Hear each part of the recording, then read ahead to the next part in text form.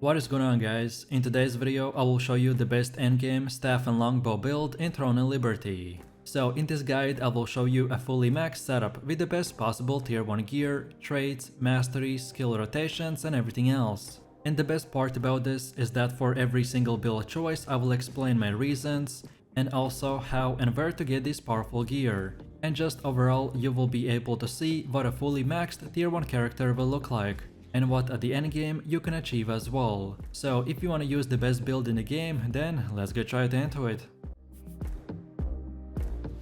So for the choice of weapons, we are going with the longbow and the staff. This setup is a glass cannon that deals huge amount of damage from a long range by maximizing our specific passives and items. You will need to manage your cooldowns effectively, but if you follow the instructions, then you will be nuking everyone that stands in our way. So let's take a look at our setup, and first of all we have our skills. And for the defensive skill we have the Overtaker, while for active skills I've chosen to go with the Serial Fire Bombs, Judgment Lightning, Ice Spear, Infernal Meteor, Nature's Blessing, Inner Peace, Zephyr Snack, Strafing, Deadly Marker, Ensnaring Arrow, Decisive Sniping and the High Focus. And as you can see from the gameplay, I don't have all of these same skill icons on my bar. It is because the skill icons will change depending on our specialization setup. So the Serial Fire Bombs will turn into the Focus Fire Bombs, then the Ice Spear will turn into the Ice Spear Bombardment, and Infernal Meteor will turn into the Hellfire Rain. And then for passive skills, we get the Rapid Fire Stance, Steady Aim, Sniper's Sense,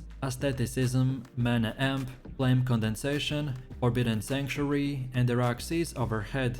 Next we have skill specialization, and for the Serial Fire Bombs we get the Focused Fire Bombs, Mobility and Projectile Speed increase. Then for Ice Spear, select the Ice Spear Bombardment and the damage increase. Then for Nature's Blessing, get the Whirlpool attribute. Then for Zephyr Snack, get the damage increase and cooldown. Then for Deadly Marker, get the Bullseye. Then for Decisive Sniping, get everything besides the Divisive Bombardment.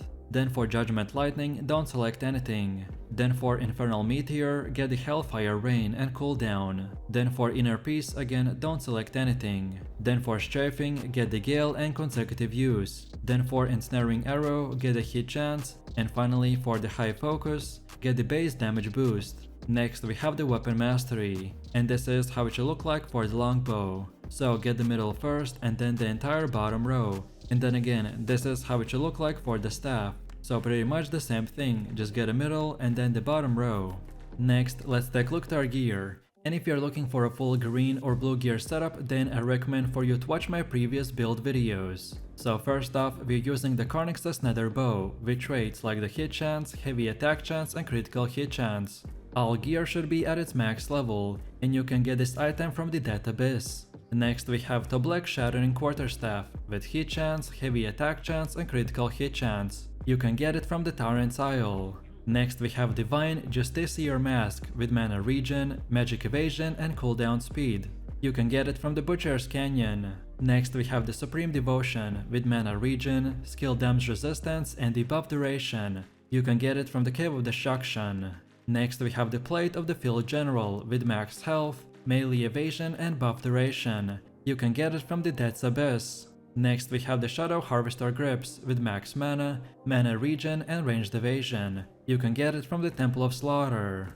Next we have the Shadow Harvester Trousers with mana regen, magic evasion and ranged evasion. You can get it by defeating the Juno Boat. And because we are using 2 pieces of the Dead set, so you will get plus 14% critical damage. Next we have Swirling Essence Shoes with max health, magic evasion and movement speed.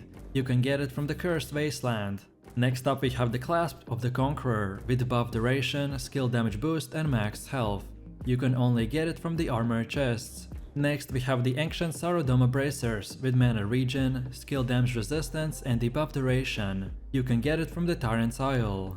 Next we have the Amber Dimensional Band with max health, skill damage boost and buff duration. You can only get it from the purple armor chests. And as we're using 2 pieces of the Dimensional Chaos set, so you will get plus 10 to stamina regen.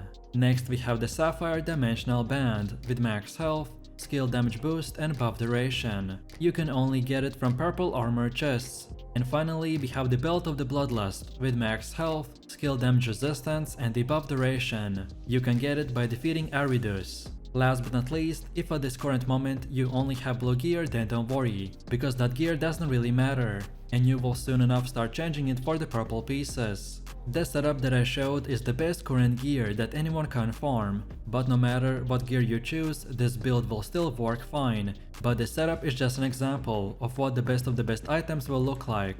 Next up we have the stats, and depending on your gear, you should adjust them accordingly. The goal for your endgame build is to reach 50 strength, 60 dexterity and 40 perception. And all of these milestones will upgrade our build and just give us extremely high damage.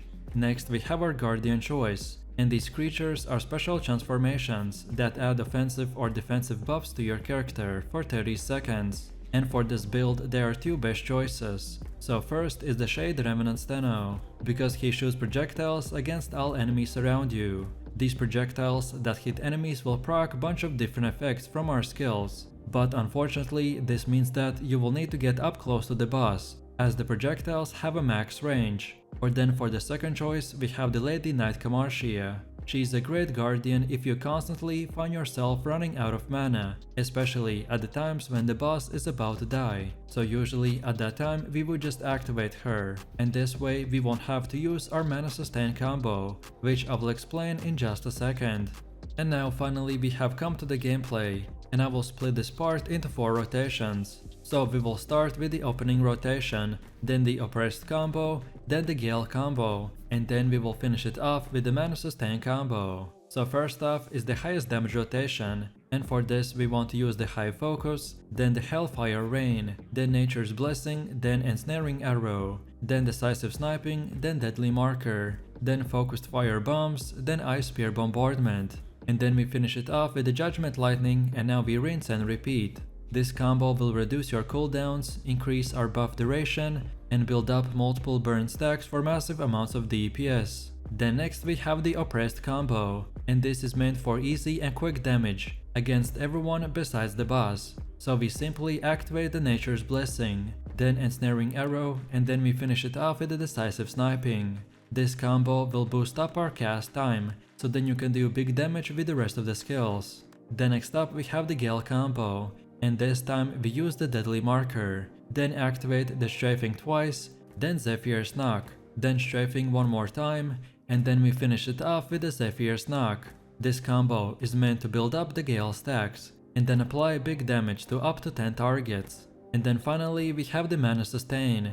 If you ever run into mana issues, then this is for you. So you simply just use the Nature's Blessing and then the Inner Peace. Because of how these two skills work, using the Inner Peace right after the Nature's Blessing will significantly boost your mana regen, which will usually give you a full mana by the end of the cast. And now finally, for my few last tips, I recommend for you to try not to move around too much, so that our rapid fire stance and the aestheticism will give us the highest damage possible. Then as well, in the main rotation, make sure that you use the Focus Fire Bombs and the Hellfire Rain as much as possible, so we would keep building our burn stacks. And lastly, feel free to use your Gale combo when nothing else is up, and that's about it. So if you enjoyed this video, click like, subscribe and comment. And if you're interested in more content, then check out my channel, and I will see you in the next one, so take it easy, peace.